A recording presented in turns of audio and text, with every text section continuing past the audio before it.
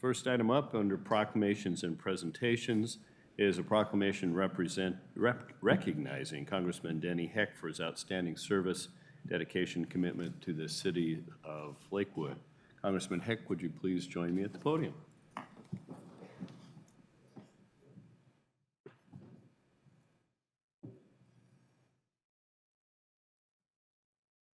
Here we have it.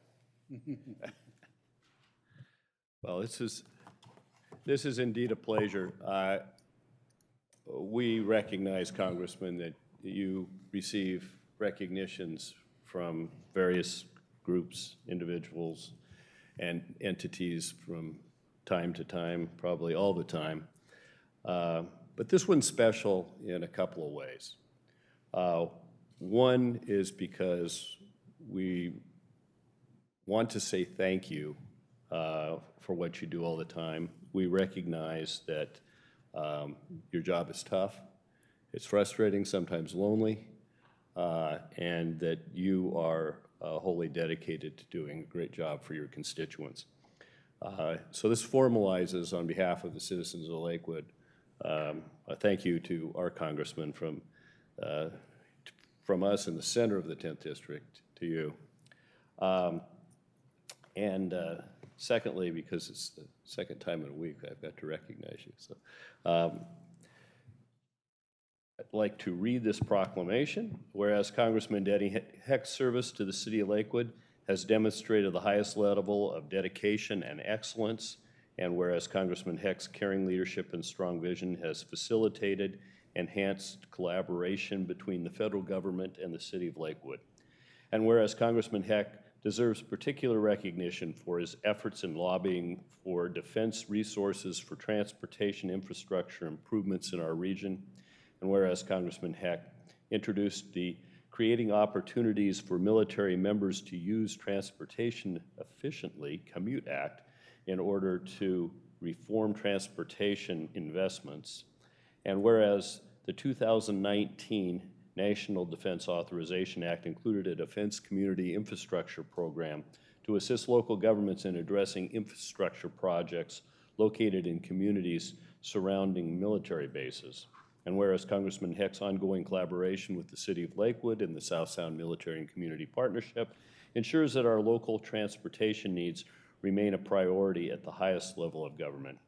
And whereas Congressman Heck actively supports our servicemen and women who serve at Joint Base Lewis-McChord, having stood numerous times on the McChord Field tarmac to welcome troops home from deployment, and also actively advocates for veterans and families.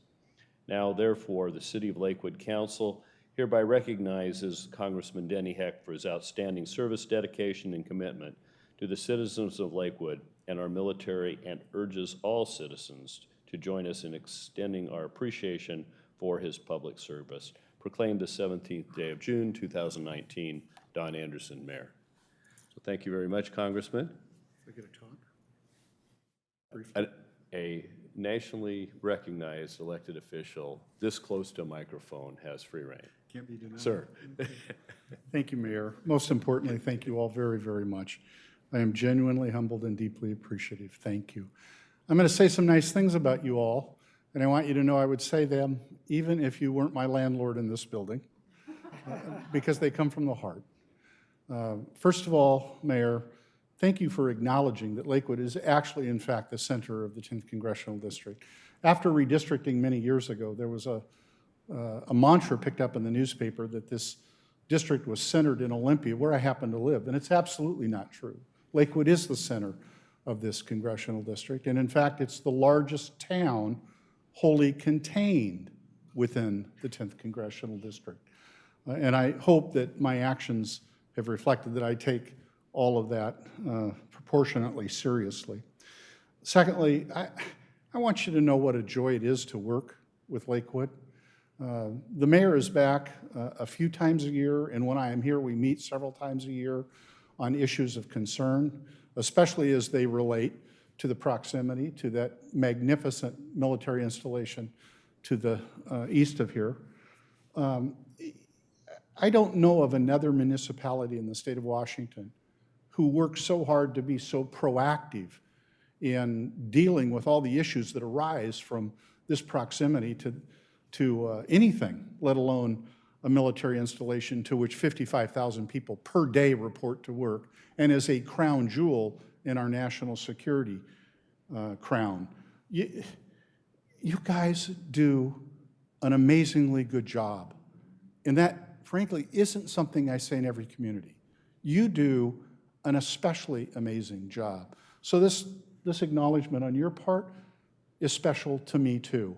And I mean these comments about all of you as elected officials, and I have to add, as somebody who, as all of you do, has the privilege to have staff who step forward on behalf of our collective efforts, this guy's a big part of it. John Caulfield is as good a city manager as there is in the state of Washington. Good on you for hiring him. I treasure our relationship as I treasure this acknowledgement this evening. And I am, again, very, very grateful. So thank you, sir. Thank you. Now, would you join us down for a photograph?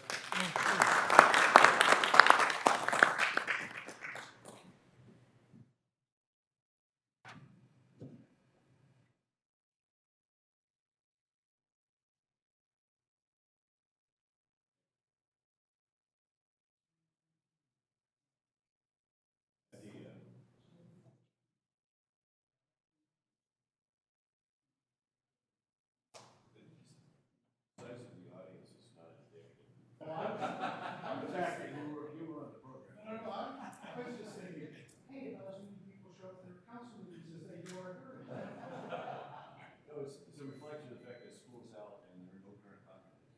That's a good thing.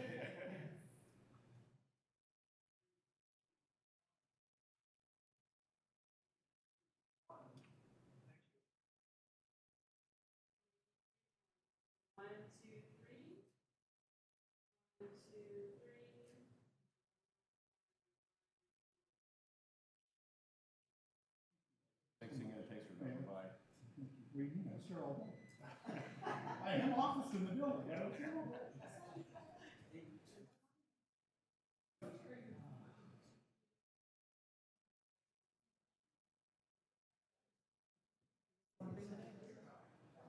What? Yeah, I did that before I left.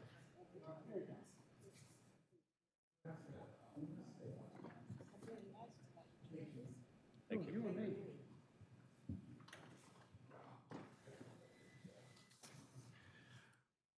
We now move to the public comment section of our agenda. This is when any member of the public may speak to any matter pertinent to the city, whether or not it is on the agenda. Please limit your comments to 3 minutes. Warning light comes on in yellow at 30 seconds. Red light means your time is up. Please identify yourself by name and city of residence, such as Paul Bulkey, Lakewood, Washington. First person signed up is Dennis Haugen.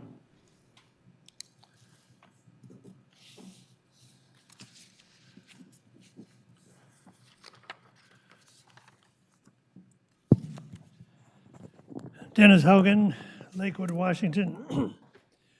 The Water District and everybody who is performing services has to have estimate for the next year whether there's going to be increased demand on their services or decreased demand.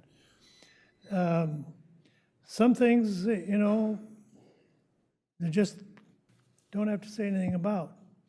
But we have a huge possible something that might increase demand, and that's illegal immigration. At the federal level, it's caused because we can't solve the loophole, catch and release, and at the state level, we got this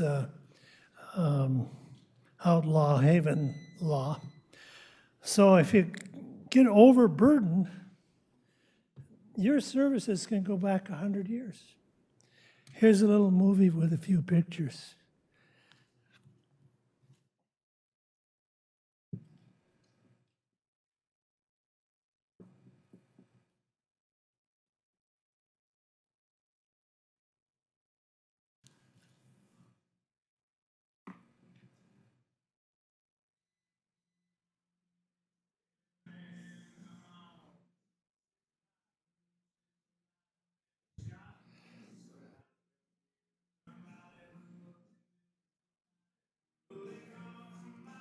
See, in the old days, the bell would ring, siren ring, whatever, and you gather your crew from whoever's available. And that could also include from the saloon.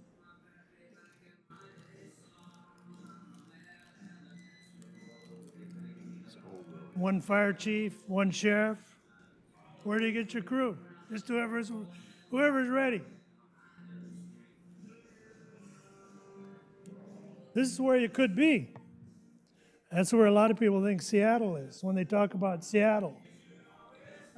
And they wonder who those elected officials are. No, Levin explained it very nicely last night on Sunday. Sometimes elected officials leave too much to the bureaucracy. That's when you get surprised.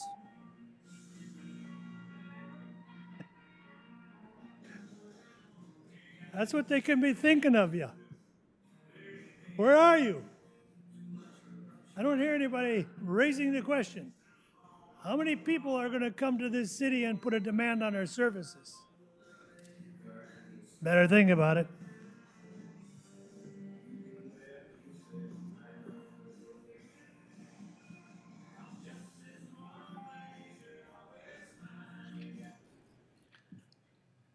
Thank you. It's more entertaining than usual. I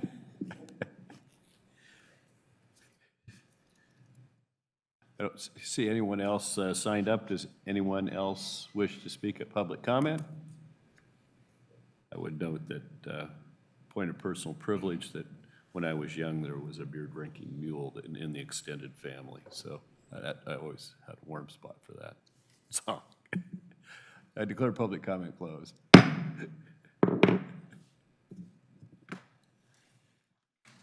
Now we have the consent agenda. Madam Clerk.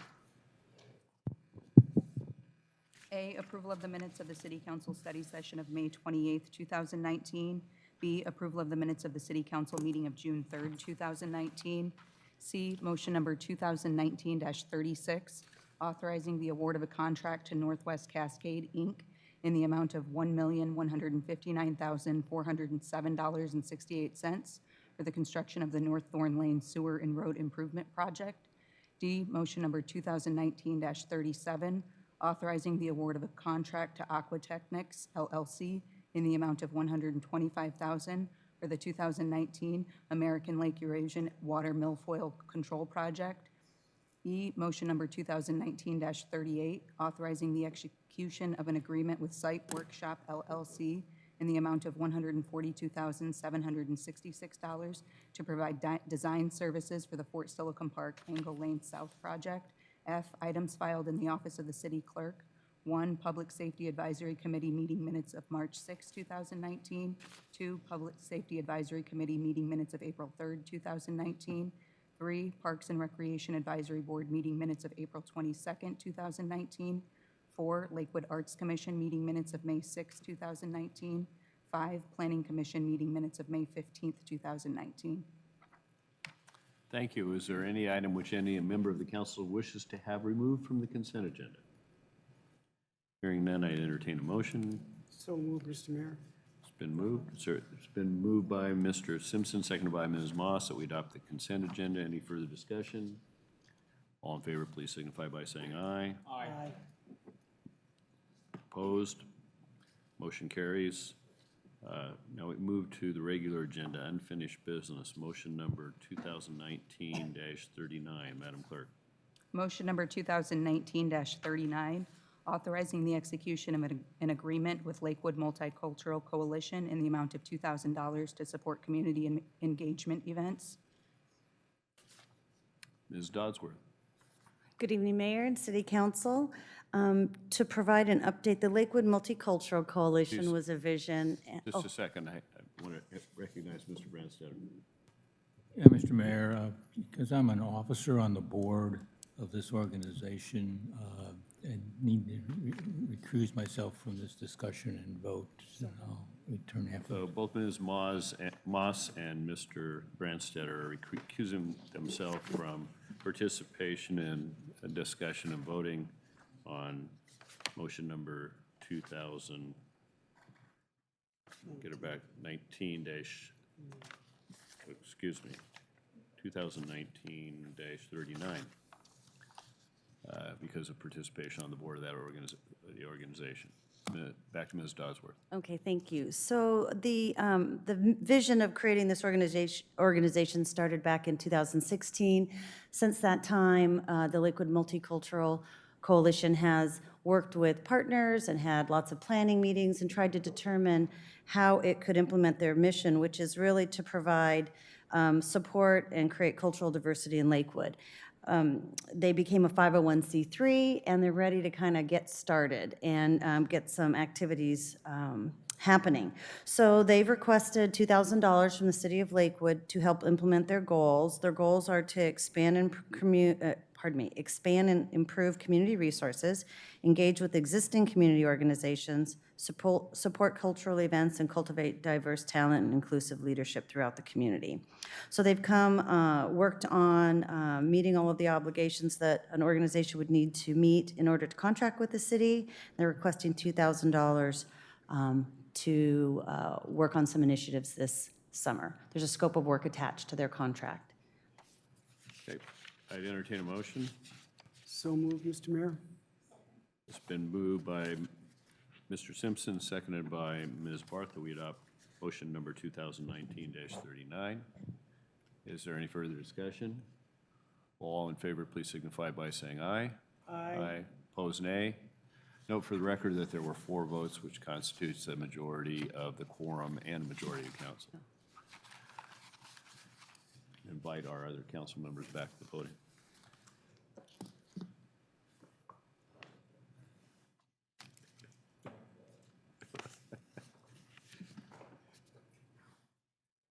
Behave yourself. He's just busy. We move now to motion number 2019-40, Madam Clerk. Motion number 2019-40, authorizing the execution of an interlocal agreement for prevention services with the State of Washington Healthcare Authority in the amount of $110,000 to act as the fiscal agent for Lakewood's Choice. For this, we have Ms. Dodsworth. Thank you, Mayor and City Council. So the Washington State Healthcare Authority, an entity of the state, approached the city of Lakewood earlier this year, actually at the end of last year, to discuss becoming a fiscal agent for the Lakewood Choice program. Lakewood Choice stands for Choosing Healthy Options and Engaging and Igniting Community Engagement. It's an organization that's been providing services to families in Lakewood, primarily the Springbrook neighborhood area, for the last 4 years.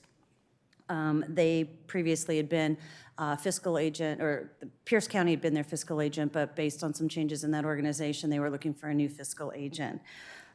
So the Choice program aligns with our city's legacy plan of creating a healthy community. It aligns with the purpose of human services to support partnerships which foster healthy and functional individuals and families, where children thrive and can achieve their full potential. Their purpose is they create substance abuse resistance programs, family programs, community events and activities. The grant is for 2 years. It's $110,000 each year. The city would just be the fiscal agent, and the state of Washington provides a manager that would oversee the operations and the activities of the independent contractors. There's set curriculum that the state provides that they would implement. They work with a leadership team of all of our best community partners who've been working with them for 4 years. So we're very confident in their ability to meet the contract expectations, and we're thankful that they'd be continuing that work in Lakewood, as well as their purpose. They've informed us of being able to expand past just kind of the Springbrook area and work more in Tillicum, Northeast Lakewood, and some of those other areas where we have definitely community needs. So this was presented to council at 2 different study sessions, one in May and one in June, and I'd be happy to answer any more questions. Any questions from Ms. Dodsworth? Entertain a motion. It's been moved by Ms. Moss, seconded by Mr. Bulkey, that we adopt motion number 2019-40. Is there any further discussion? All in favor, please signify by saying aye. Aye. Opposed, no. Motion carries. Thank you. Now move to new business. Is there any new business to come before the council?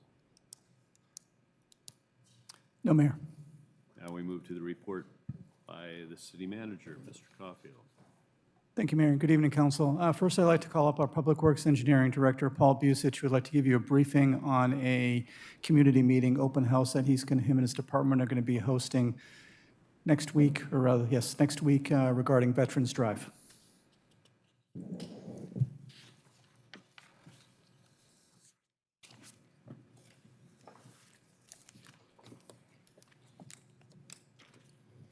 Good evening, Mayor Anderson, members of City Council, because I know you love paper.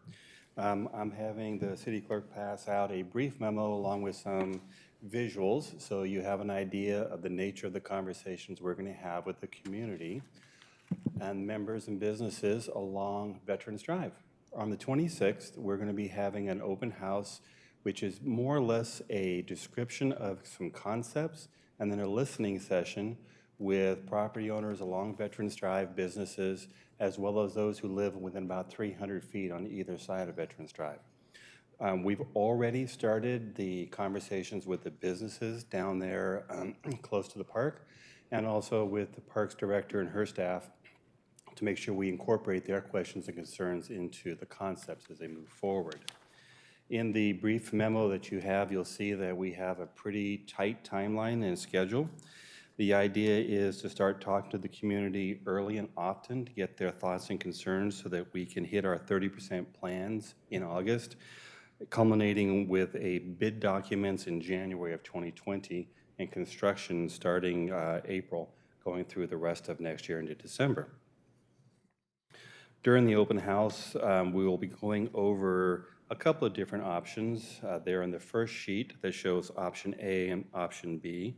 We've met as an internal team with our consultants. We had a few more options in this. We ruled some of them out because the right-of-way just isn't wide enough for some of the other alternative options. We have two different size right-of-ways along that whole corridor. The widest by Gravity Lake Drive is 80 feet, but the remainder of it, which is probably 2/3 of it, is only 60 feet in width. So we have some choices that we'll be needing to make with the property owners. Some of them like to have the parking out in front of their houses. That may need to go away in order to get even to the 60-foot right-of-way sections. So these are the ones we're going to start talking to them about. If they have other ideas, we'll incorporate those. Our concept is we'll listen to them, come up with a couple of drafts, come back and talk to the council, get your feedback on what you're seeing and hearing from the community members. And then we're going to go back and do a 30% design, meet with the community once again for specific problem areas such as where the road curves down there close to the park, where the businesses, you've got the little grocery store and a couple of others in there, they're actually parking in the right-of-way right now. So we need to figure out how to accommodate their need for some parking. At the same time, we have to be safe with our pedestrians, with the sidewalks and the roadway itself. We also acknowledge the fact that they actually have other parcels right there that they kind of block off from parking, except when there's an overflow of the park, and they'll open up that area. So they have other choices other than just having the parking all right up in front of the business. But we'll continue to work with them and refine the designs as we move forward. In the other two sheets, I also wanted to make sure you're aware that for the kind of the cluster of 4 roads that come together in a funny way right there by the park, we're seriously looking at putting in a small roundabout right there. We think that's going to be a good option to make it safer for people to get in and out of those side streets. Conceptually, we're also looking at, does a roundabout work at Veterans and Gravity Lake Drive? Can it fit? Would it work? That's just a concept right now. It wasn't part of the original forecasted project as far as the funding goes. But if it works there, then we would make our project forward compatible for when the future project comes in from Washington Boulevard down around to Nyanza to complete that out. Because we're also, even though we're a couple years out, we've done a couple iterations on what kind of a roundabout, double roundabout would work on Washington and Gravity Lake Drive. We've already met with some of the residents out there who are concerned about their driveway access. We've come up with some concepts that they're satisfied with that would make sure that they can continue to access in and out of their properties. So in a nutshell, we're moving forward. We'll come back to you as soon as we have some feedback from the property owners. If you have something top of mind you want to just mention based on what you're seeing, that'd be fine. I'd be happy to hear from you. But I just want to make sure that you do know that you will have an opportunity to have a more in-depth conversation with us about the project as it progresses. Questions from Mr. Busick? Mr. Branstad? Thanks, Mayor. Yeah, Mr. Busick, I know that the invitation list to the open house is considerable, number of folks. It just, the way that the memo was worded, I wasn't sure whether the VA itself was invited. Off the top of my head, I can't tell you whether the VA was included or not. I will check on that. If not, we'll send an invitation to them. I think, however, that from the VA perspective, I would rather have a separate standalone conversation with them as opposed to having them come and take a look at the rest of the roadway section, because I think their primary interest should more than likely be making sure that the access in and out and the improvements there streamline with what they have on site. And by the way, the memo says there were a little over 800. There were actually 850 postcards that went out. I have one right here. If you're interested, I'd be happy to pass it around. But basically, it tells people the details of the meeting, and it says right up front to make sure that they understand, we want to hear from you. That's the very first thing it says. We want to hear from you because it's important for a project of this size, in my opinion, that we hear from the communities, community members who live along there, who are going to have the greatest benefit, but also the largest impact to them, short-term and long-term. Mr. Simpson? Thank you, Mr. Mayor, and thank you, Mr. Busick. May I make a suggestion? And it's just a suggestion. Sure. I would give the VA the option of both being there or having that standalone. We place a great emphasis on our cooperation and our collaborative efforts with all things federal. And I think it just seems to me that I would offer them that invitation to be a part of that neighborhood community discussion in as much as they are also a part of what we do on a larger scale with regard to JBLM, Camp Murray, et cetera. And it's just a suggestion. It's not a criticism, sir. No, actually, I appreciate that. I didn't mean to imply that we would not invite them to the open house, but I want to be really clear is that we need to have a standalone meeting with them like we have with the other businesses and right along the way. Thank you. And anecdotally, I think their principal interest is getting a sidewalk all the way to the park because they have domiciliary patients that go out and walk, and it's a safety concern once they get outside the gate. So right now, the project is budgeted from the park to Gravy Lake Drive. We're designing the entire thing with the idea that if the funding looks like it's sufficient based on the cost estimates for the full project, we're going to go out for bid for everything. Mr. Bolke? Thank you, Mr. Mayor. So does the right-of-way get narrower after the park, or is it the same amount of right? It seems like when you drive, it also, the houses come in very close to the roadway. From my recollection, looking at the survey work that's being done, it's 80-foot right-of-way. If I'm remembering correctly, and I hope I'm not incorrect on this, it's wider down by Gravy Lake Drive, and it gets narrower to 60-foot as you're going from probably about 2/3 of the way towards the park from there all the way through. Okay, so then 60-foot right-of-way between Yeah. to all the way to the VA property. I haven't seen anything narrower than 60 feet, I do know that.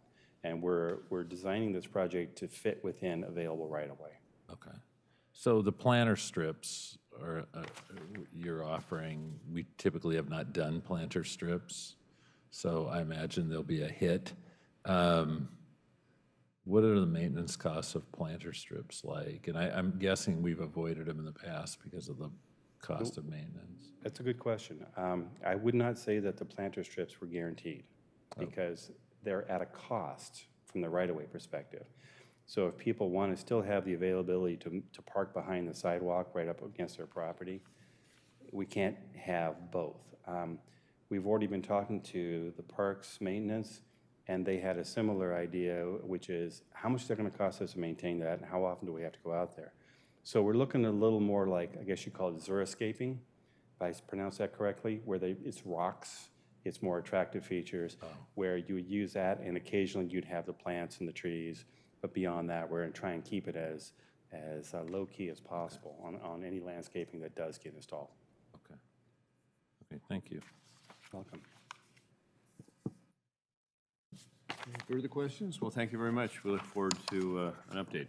Thank you. So, any further? Oh, yes, Mayor. So I just want to start off with this one that I can't make this up. So on Friday afternoon, we were alerted by the staff at a facility here in Lakewood called the Community Crisis Stabilization Services Center, which is a part of DSHS, that they were going to be taking custody of what the state defines as a violent 15-year-old juvenile for about a couple of weeks. What's really troubling about this is this young man's background. Currently, he is being held in the Twin Rivers Community Facility in Richland, Washington, which is the most restrictive and secured type of facility operated by DSHS for juveniles. So what they are planning on doing is tomorrow, moving him from that facility to a facility in Lakewood, which is the least restrictive type of facility for youth and juveniles, while they wait for an opening in another facility that they want to move him to. How we came to know about this is that the folks in Lakewood, who are DSHS employees, by the way, have a concern because and by the way, our interim police chief, John Unford, and his team met with those folks as well as folks from DSHS on this issue this morning. And they got the sense that, you know, the folks here in Lakewood really don't have the training or the expertise to be able to handle this type of an individual, and so wanted to involve, you know, local police, local fire. First and foremost, that's not our job. You know, DSHS is supposed to be staffed up, supposed to have the resources and the training to be able to deal with this. So we did communicate that. At the same time, at the very least, we appreciate the local folks bringing this to our attention. When we asked the higher-ups at DSHS how this came about and what was the decision-making process and the reasoning, et cetera, could not get a straight answer. Our interim police chief or acting police chief has tried to get answers, has not received any kind of a response or feedback since late Friday afternoon through about close of business today. I don't expect a response back. And I hope the mayor and council, I hope you don't mind, but I sent a synopsis of this to our state delegation on the 28th, again to alert them, first and foremost, of the stuff that's happening here in Lakewood that's being dumped into not just Lakewood, but Pierce County. This individual obviously needs a higher level of care. This is not the right facility. Also, why does it have to be Lakewood and Pierce County?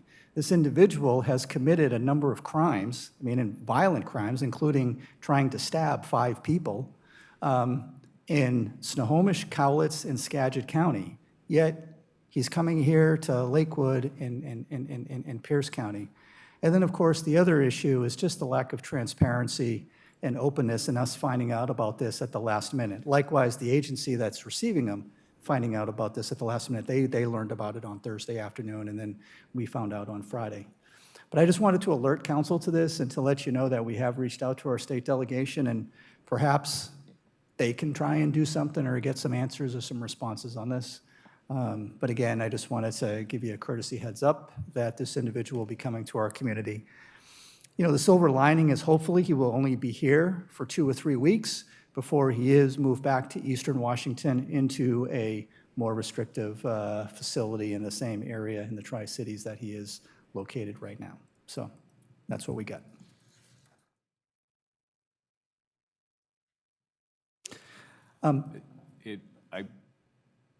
My immediate reaction to this in reading it was that the press is going to be a lot more effective in the long run than trying to contact the nameless bureaucrat who signed the order to move whoever it is, who will never be held accountable and will be transferred and promoted if somebody's killed. So, Mr. Boelke. Thank you, Mr. Mayor. Where's the facility located? It's on Interlochen. I don't have the exact cross street. But it's, So is it right in a residential area? it's right in the somewhere? middle of a residential area. It's a single-family residential home. It's in the vicinity of Interlochen and 104th. This is, So that's near an elementary school, well, schools out. That's by Interlochen Elementary School. That's correct. Idlewild. I don't know. And then in your information to us this afternoon, if he leaves, we can't just pick him up and take him back. Since he is over the age of 13 years old, and since he is in the most least restrictive facility, if he goes rabbit and, walks away, the state will report him as a runaway. If we find him, in order for us to take him back to that least restrictive facility, the state has no say in it whatsoever. We have to call his mom, who lives in Longview, and get her permission to take him back to that facility. And what if she says no? Then he can go on his way. Then We have no my place to put him. understanding, we could also call his father, who's an incarcerated. No, we sex can't call offender. his father because his father is a registered sex offender and is incarcerated either in jail or prison. We're not quite sure which one. And the conversation didn't go that far. That's as far as it went on the father. Also, he has tendencies regarding certain sexual offenses regarding his own family members.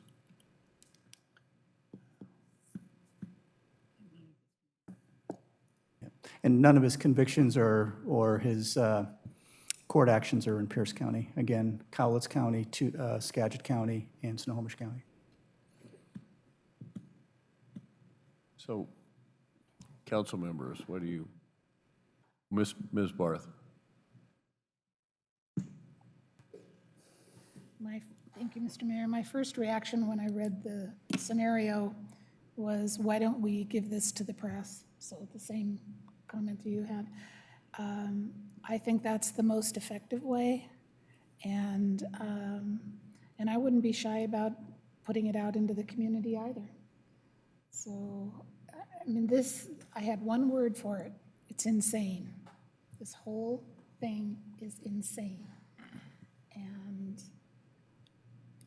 I say, let the press have it. So if I could say something, Mayor, Mr. Caulfield? I think we could put out a general public safety announcement regarding this. And then there is a new TNT reporter who is going to be covering not just Lakewood, but a number of cities here in Pierce County, and we can let her know as well. And I know Ms. Grimley's already struck up a relationship with her. So, I was thinking of a certain state senator of ours who's been taking these issues on quite forcefully, may be interested, and maybe we could do an on-site with folks. I think the only. Yeah. Mr. Branstad. Yeah, thanks, Mayor. So the facility that this young man is going to, you mentioned it's a DSHS facility. So is it a piece of property owned by DSHS in that neighborhood? I just don't recall anything zoned public institutional there. Or is it a facility that they have a contract with a homeowner, like they're renting it? It's more like the latter. It's like an adult family home, Councilmember. So the staff are not DSHS employees? No, they are actually, Councilmember. Here, they're actually DSHS employees working out of a single-family residential home to provide an environment for juveniles and youth.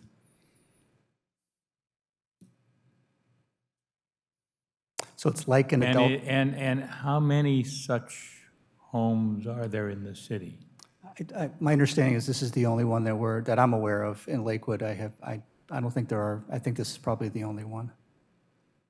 We have had issues with this home in the past, in that about a year ago, they had a 10-year-old who was there and was really, quite frankly, out of control with the staff, attacking the staff and such, and they would call 911. And the police would show up and be like, yeah, he's your responsibility. He's not committing a crime. Because, I think he was younger than 10. They had no control over this boy whatsoever. But they would regularly call 911. It got to a point where Chief Zarro actually met with, the DSHS secretary, and I had a conversation with her and just basically saying, you need to put this individual in a facility where he can be properly cared for, and ultimately that's what happened. What's the do we know what the definition or parameters are for residency in that facility? How they grade the patients or residents? I don't have that, Mayor, no. Again, some of the questions that we asked, Mayor, were along those lines to get answers, and we couldn't get those answers today. Chief Unford came back very, very frustrated. Thank you, Mr. Mayor. And some of my questions have been answered, but it just, to me, it just seems like they're trying to put this young man back out into the community, because if we can't stop him, why do they want him to come here? We asked that question, the agency, this facility asked that question, and what the answer was, this is what the higher-ups in headquarters told us to do. Well, if it's for 2 weeks, just keep him where he is. Right. Right. Thank you. By the way, the facility he's currently at is in Richland, Washington, and the facility they want to move him to is in Kennewick, Washington, But they want to move him to Lakewood, Washington. and then move him back to Kennewick. No.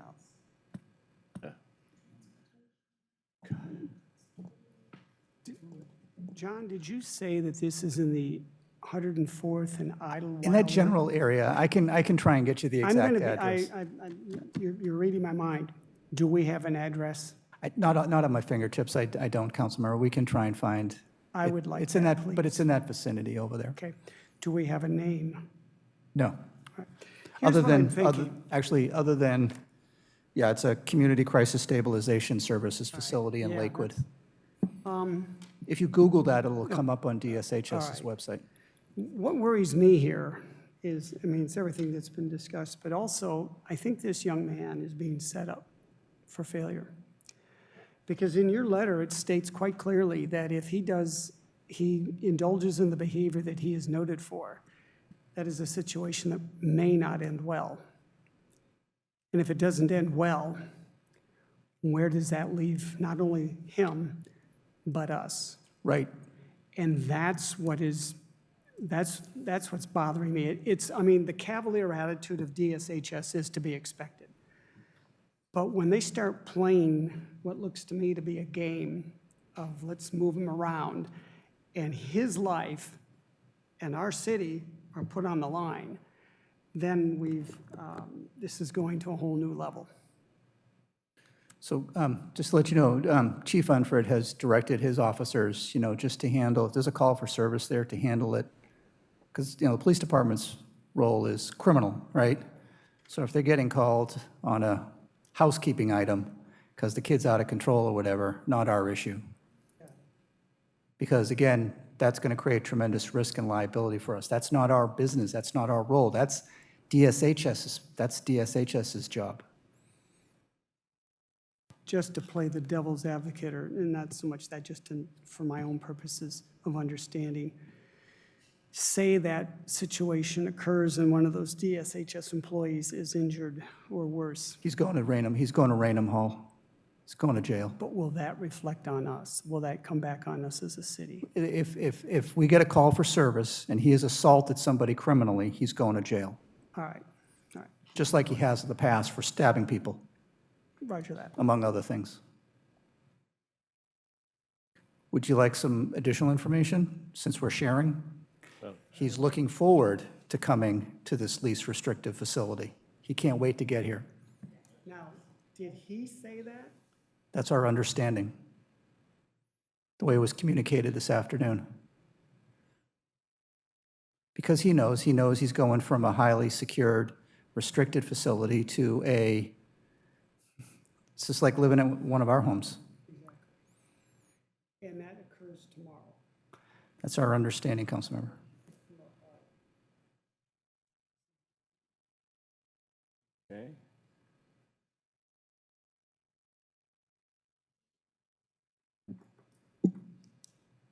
Anyone have any objection to being publicly obnoxious, going to the press? No. Okay,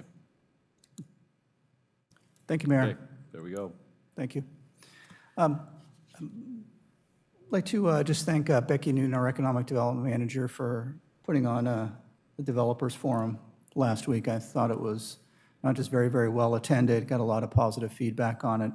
I thought the presentations were very well done, particularly the speaker on housing. I thought that was one of the best housing presentations that I've heard in a long, long time, particularly as it relates to, our current demographics and the changing demographics and the generational issues. But again, I just want to thank Ms. Newton for her leadership there in putting that on, and also being willing to, listen to things that not only that we're doing well, but, areas that we can improve. And I can assure you that we do take those seriously and will act upon them. If you remember, late last month, this body at a study session decided not to move forward with a particular piece of art at the Colonial Plaza, and you asked your deputy mayor to take the lead in kind of shaping that. Some of the consensus feedback from that discussion was to perhaps have a budget up to $100,000, including making sure there's the proverbial water element as a part of it. Have some better design and something that's less interpretive, more concrete design rather. And then also have the artwork speak to the history of who and what Lakewood is.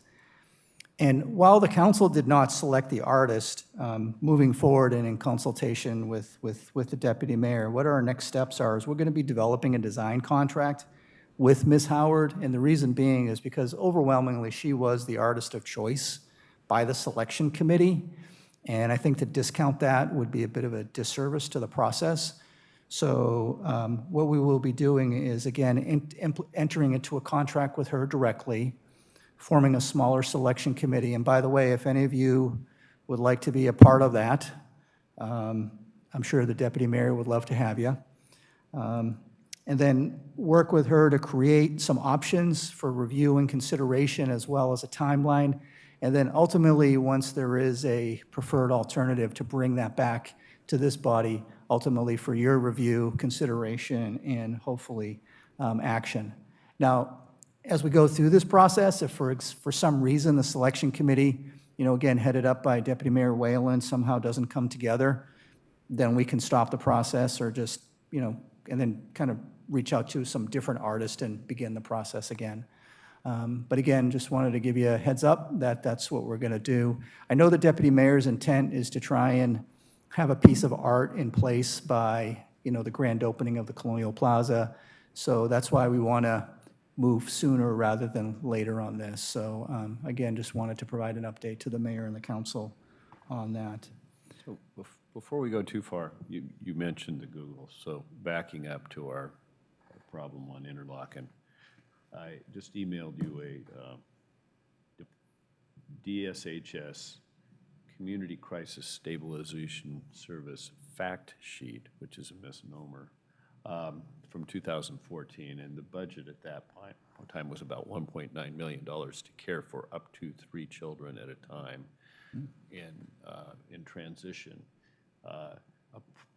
One of the elements was that before this placement could take place, which is for up to 180 days for any one individual, it would have to be reviewed and approved by the anonymous CCSS review team, whatever that is. But troubling, they note at the near the end that they have partners. The Department of Developmental Disabilities Administration, with respect to this program, has partners. The City of Lakewood, the Clover Park School District, and West Pierce Fire and Rescue. That's what it says.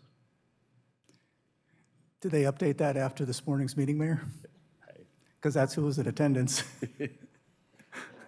So it's a surprise to those of us up here, I'm sure. That's, All right. they didn't list the location.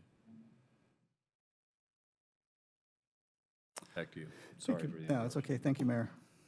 Our planning manager, Courtney Burnell, is moving forward with coordinating both internally and externally the new sign code, including developing a comprehensive brochure for the community at large, and then also a standalone brochure for all of the candidates that are running for a wide range of elected offices for this coming November. So we're going to be sending those out in the next week or two.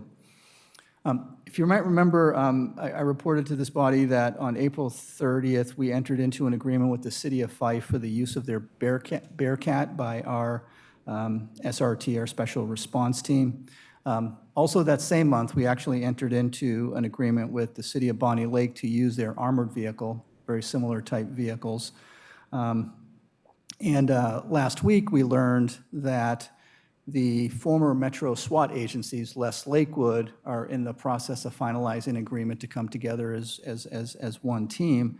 And so the City of Fife sent us a termination letter that's effective July 15th, that we would no longer have access to the Bearcat since we have access to Bonnie Lake's armored vehicle. You know, in terms of access to the vehicles, that's fine, because we just need to have access to one of them. However, when Chief Zarro gets back, I do want him to follow up with his colleagues, and I did mention this to the Fife City Manager, and the reason being is because the Bearcat was acquired with Homeland Security monies, you know, many years ago. You know, that was, you know, my understanding was the agreement was, you know, for all of the Pierce County cities that are involved in that. So I want to make sure that we're not, you know, somehow locked out of that. The good news, though, is that we have access to a vehicle for our training needs, but I am going to have Chief Zarro follow up on that when he gets back from vacation. Unfortunately, we had to remove an item from your agenda, and that was a contract consideration for restroom and kitchen improvements at the Jason Whalen Event Center, i.e. the pavilion in the park. Sorry, I had to get that in. It was too easy. It was too easy. The bid, we only received one bid, and it was for $230,000. So we're going to go back and revisit that. It was a budget estimate of $70,000, which actually I thought was too much to begin with. So, but I think it's just an indication of just the wrong time to bid it. Bidding it in the middle of the summer is not a good time to bid a project. So we're going to go back, revisit it, revisit the scope, et cetera, and then look to rebid it in the fall and you know, maybe do the work later this fall and early winter. The good news is that, you know, by then, you know, they'll be able to connect directly into the utilities, since those are going to be installed here later this summer as part of the Angle Lane project. So.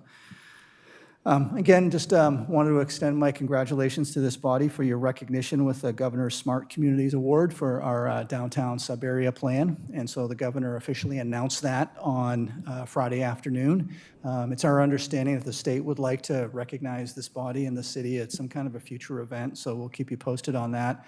And I understand that Association of Washington Cities will be recognizing all of the winners as well, including the city of Lakewood at their annual conference next week in Spokane. The former swap meet property has closed. The previous owner signed the paperwork last week, and so the new property owner is moving forward with demolition and constructing a project that had been approved as a conditional use through our hearing examiner process earlier this year. A project that we have got back up and going again is looking at annexing Camp Murray, as well as a part of that, perhaps some kind of effort to make better improvements at the boat launch down at Camp Murray in the Tillicum area. This is a follow-up to a conversation that the mayor and I had with General Doherty back in December of 2016. We started down this road, but a number of things came up on our work plan here at the city and likewise on their end. So last week, after meeting internally, last month or so, we've met internally on kind of what do we got to do to ramp this up again. Once we kind of came to, you know, decision or came to an area where we felt comfortable, we reached back out to Camp Murray late last week, and Nancy Bickford, who you might know, she's kind of the consistent civilian personnel down there. I kind of look at her as the chief of staff. I think her official title is she's their government relations director. And so she immediately got back with me and said, absolutely. And so our teams are going to be looking to get together the latter part of July, early August, and so they've identified their finance folks as well as their legal folks, and then likewise on our end. Our team will be headed up by our city attorney, Heidi Wagner, our Park and Rec Director, Mary Dawsworth, and then our senior policy analyst, Shannon Kelly Fong. So we'll have good representation there. Also, in conversing with Ms. Bigford, we're just asking how are things going, with the legislature and stuff. And one of the things that, we did offer is that we can add to our policy manual if there are areas that they need support down in Olympia, that we can certainly consider adding that to our policy manual. And so she was very, very appreciative of that. And she said they probably won't know specifically what that is until the November, December timeframe, but would send that over to us. And I says, that's great, that's fine. We can add that anytime to our policy manual. And if you need our support down in Olympia, just let us know and we can do that for you. This is I just want to kind of plant this seed and maybe just let it germinate a little bit and think about this. So, talking about annexing Camp Murray, but then there's also annexing JBLM. And back in 1998, 1999, the Pierce County Council approved the cantonment area, the urban area of what was then McChord Air Force Base in Fort Lewis, to be part of City of Lakewood's UGA, and that we would incorporate that area. Now, in order for that to happen, first and foremost, we've got to show JBLM there's a value to them to be part of the City of Lakewood. And right now, there probably isn't one directly because our tax rates are higher than being in unincorporated Pierce County. But even then, in order for that to move forward, the county council, the county executive all need to be on board. So hence, we're focusing on Camp Murray right now. We'll see how that goes, and we can certainly revisit the JBLM issue at a later date. And by the way, when we bring this up to JBLM, they're willing to have the conversation. But again, the question is, what's the benefit? And if you go and look nationwide to communities that have annexed their military installations, there's been a reason for that. For example, Fayetteville, North Carolina, and Fort Bragg needed access to their water and sewer utilities. So there was a benefit there. So just something to be cognitive of. So last couple of weeks, DuPont approached us, and they have a new city administrator down there, and actually a relatively new planning director. And long story short, they were surprised that JBLM was part of our UGA, and so we gave them a little history lesson on how that came about. And but they came back to us and they expressed an interest. Would there be any benefit if this was to ever move forward in the future for DuPont and Lakewood to do it as a joint effort? And DuPont has an interest in having included as part of their UGA essentially the North Fort area, or Lewis North, part of JBLM, and where Integrity Gate opens up into Wharf Road, and then they would take responsibility of Range Road or Steilacoom DuPont Road, which they would like to see improvements made as they look out long term. And I said, okay, that's something we can take into account. However, I did say, well, we got to have all of American Lake, and we got to have the golf course. And they're like, okay. And then, of course, that would also leave us with everything on the east side of I-5, which is the larger cantonment area of both McChord and JBLM Maine. So that's kind of where we are. But certainly, if you have any feedback on that in the next month or two, just feel free to let me know. This is not something that has risen to a level of action at this point in time unless this body wanted to do something. I will say it's not part of our work plan, so this would take considerable effort on several departments in our city. So if it is something you want to do, we need to have a discussion on what it's going to take to do that. But with that, I just wanted to let you know that we have been approached by one of our neighbors. I will say that has piqued my interest because I think having two cities working on this and pursuing this, there would be some benefit as opposed to just one. So would it be beneficial for us to get something rather than over time get nothing? Plus, if you look at the layout on the map and the population, we would probably end up with about 3/4 of it anyways. So just want to, again, just give you a heads up in terms of conversations that we have had. Also, speaking of conversations, on Friday, I'm going to be meeting with the Tacoma City Manager to talk about two things and to see if we can get their support or at least begin to have some dialogue.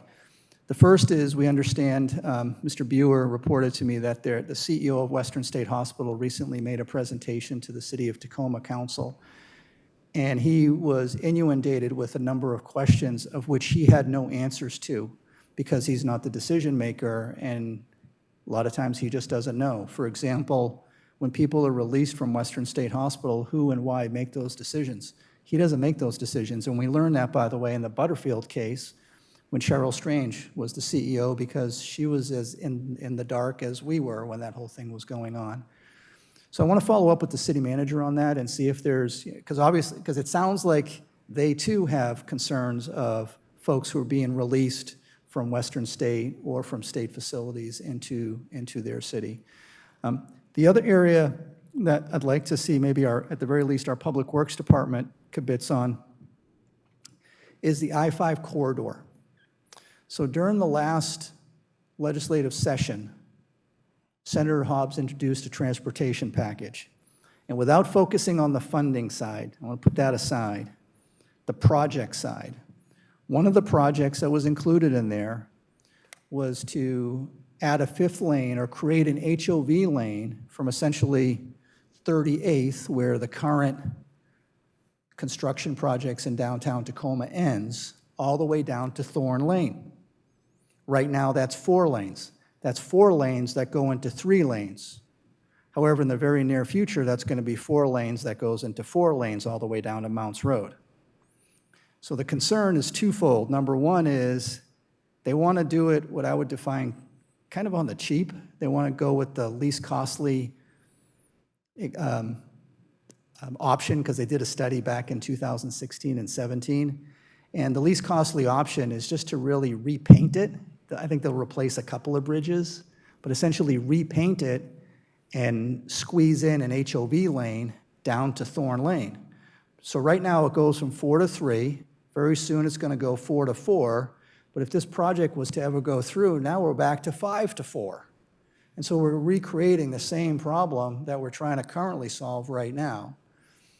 We do know that the current phase of the I-5 JBLM corridor is really the first part, because eventually we want to add a 5th lane in there as well as replace the interchange at Main Gate. So what I would like to propose to Tacoma is that we look at this corridor, this straight line from 38th or 48th all the way down to Mounts Road. And let's do it right. Let's replace the interchanges just like they have done in Tacoma. Let's increase it to 5 lanes, just like they've done it in King County and in Snohomish County. And let's do it the right way, as opposed to just, quite frankly, slopping down some paint. So that's the conversation that I want to have with Tacoma and see if we can get some support there and work together, and then potentially also bring in Pierce County and, of course, the city of DuPont down on the latter end of this. So that's where we are on that. And then the last update I wanted to provide you is Bill Adamson, our SSMCP program manager, met with representatives of the Air Force and JBLM on Thursday and Friday. And long story short, the Air Force is looking to commit $2.5 million to the acquisition of Tactical Taylor. If we get the $2.5 million, we'll have accumulated about $5.5 million. That's just about enough to acquire the property, but then we got to relocate them. So it is likely we'll be back in front of the state legislature to request funding and/or the federal government to move that along. But right now it's looking good, and I know the mayor back in D.C. had a conversation with one of the assistant secretaries of the Air Force on this, John Henderson, and so sounds like that kind of broke a bit of a logjam. Though $2.5 million, wish it would have been a little bit more. But that's where we are. So we'll have more on that here in the near future. So with that, that's my report. Any questions for the city manager? Move to council comments. Ms. Moss? Thank you, Mr. Mayor. Briefly, I did enjoy the forum on last week. I met a couple that was looking to do some work in Lakewood. I was able to introduce them to Mr. Buer, and I got an email from them today thanking me because they said now we have an opportunity to meet with our planners and our permits, and so they're going to be moving forward on a project that they have in mind for the city. Thank you. Mr. Busich? Excuse me, Mr. Bulkey. I was thinking of reading. You're changing another name to you call know, you, it's but you fine to wouldn't get my say it. name wrong, but when you change nationalities on me to, from Italian to something Okay, you can else, call me Mr. that. You can call me Mr. Androsco. I just want to make a comment that the contractor Tucci and Sons is doing a really nice job on Custer Road. Although it has been commented on social media, hey, where's our sidewalks? I actually responded and said, you know, the road was in such bad shape, we had to do something now. It takes a while, and plus, we'll need right-of-way, and it just becomes, and it seemed to be accepted, but it was the truth, but but I do appreciate that they've done some nice work. They've also improved some of the surface water things.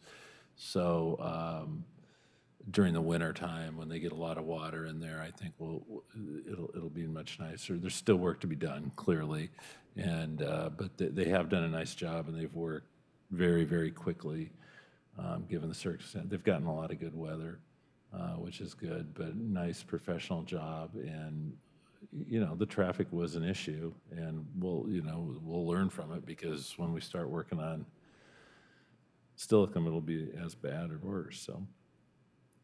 But I just wanted to comment on that. Mr. Branstetter? Ms. Barth?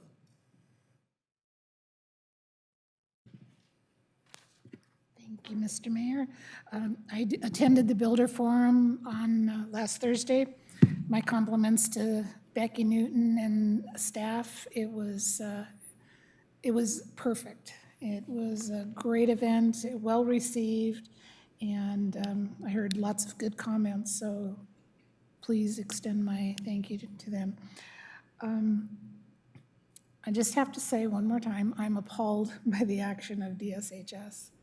And the louder we scream, I think the better it's going to be. So be as obnoxious as we possibly can. And I did thank Congressman Heck for his opening remarks for the forum on Thursday. I thought it was very appropriate and poignant, and I told him I deeply appreciated it. And also his work on veterans' loans, funding, and housing, and so he was very appreciative of the comments, and said he plans on continuing to work on that. And then lastly, I attended the Lake City Neighborhood Association meeting last week, and Chief Sharp again was there to give his comments. So that's the third time around for me, but I told him I could probably give it now. And the folks were seemed very appreciative of the work that's going on. I did give them a little tidbit about the Veterans Drive project and told them to be looking out for that, and they were very excited about that. And one last thing. So, am I the oldest? No, Mary. Oh, sorry. But I'm old enough to remember roller skating on new pavement. And I just got to tell you, there's just so much new pavement out there. It just makes me want to put some roller skates on. Anyway, thank you. Wear a helmet. Mr. Simpson? Yeah, wrist guards. Yeah. All right, thank you, Mr. Mayor. A couple things here. To build on what Marie was just saying about Congressman Heck, it's nice to hear from anyone in Washington that the city of Lakewood is doing a good job, and he took the time to compliment us I understand that, but I'm not sure that's quite accurate. And now that I've got him on the spot and he can't respond, I'm looking at the reason why this happens. Yeah, that's you, Baldy. And the other guy that's responsible for this is the man sitting to my left. And I just want to acknowledge that because I know what he said, and I tell you, in my life after teaching, I run into some very good writers and good speakers. That man is good. He is a very good speaker.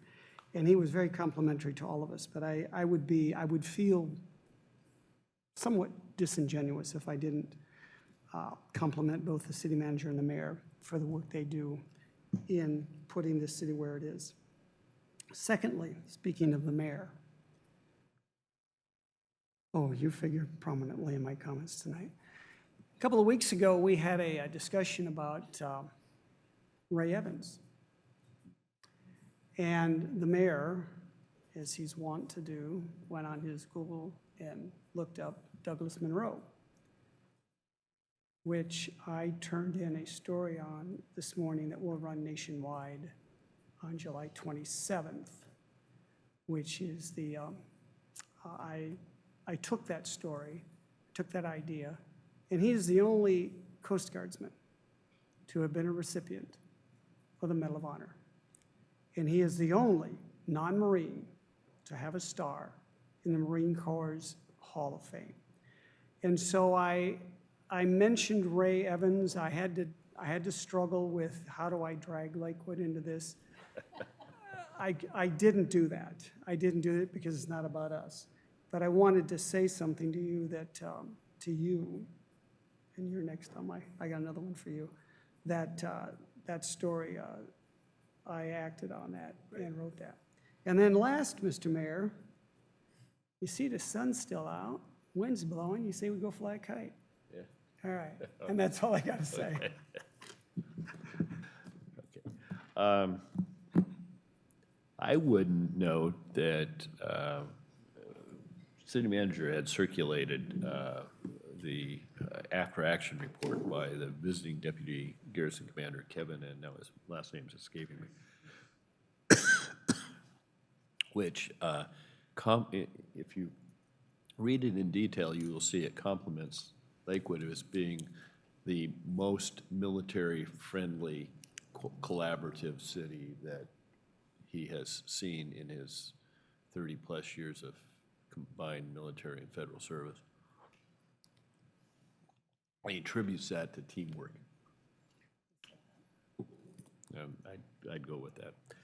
On the negative side of the equation, this may not be the correct address, so don't go out with torches and pitchforks, but there's an indication in some old state documents, bid documents for the crisis center that this individual we were talking about is supposed to reside in.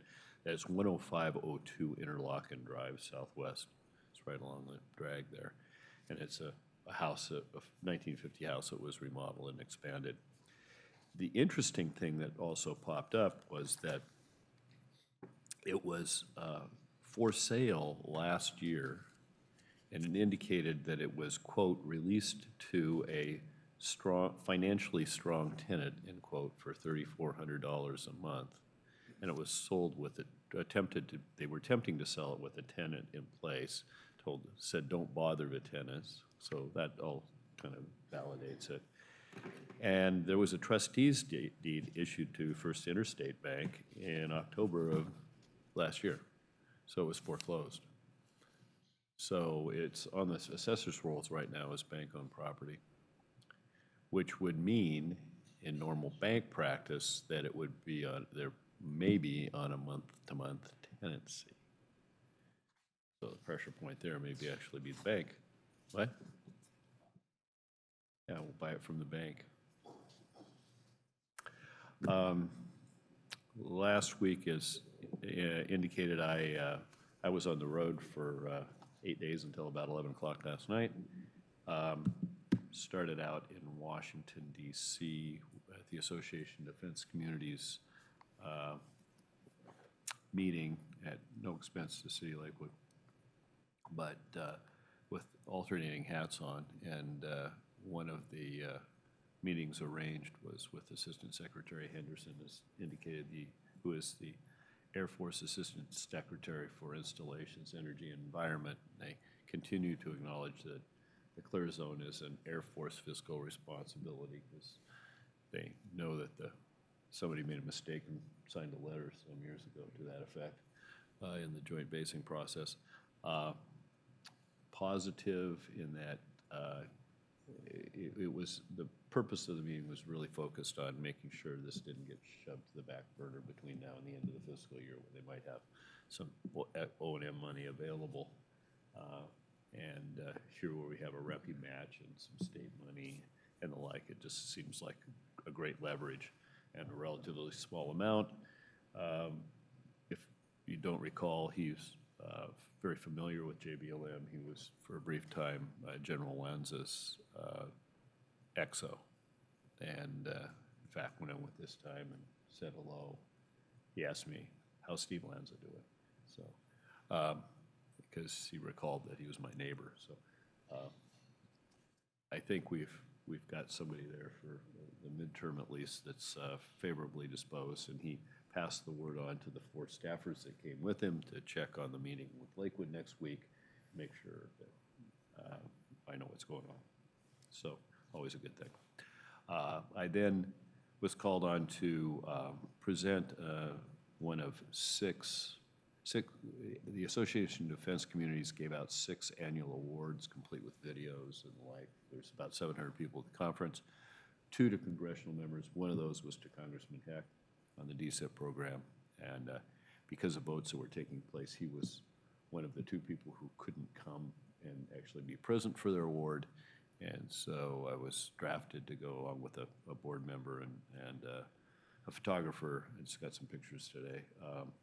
To be the one that presented it to him. So that was before I had a scheduled meeting for the next day. And the scheduled meeting the next day was basically to thank him for his efforts, to give him intelligence with respect to other little meetings we'd have with staffers at the both senators and Congressman Kilgrim's office, and what we'd heard at ADC as to what was going on with they were then marking up the bill and trying to find maybe a second Senate champion to push it through in a bipartisan basis. Other than that, it was a casual personal conversation, and our lobbyist, Jake, nudged me and laughed when we came out. He says, it's really terrible that you guys don't get along. But it's nice to have him working on that so hard. Then I went and played. Anyone have anything further? Any need for an executive session? We're adjourned. Without Mr. Whalen at 8:20. Were you serious about getting obnoxious publicly?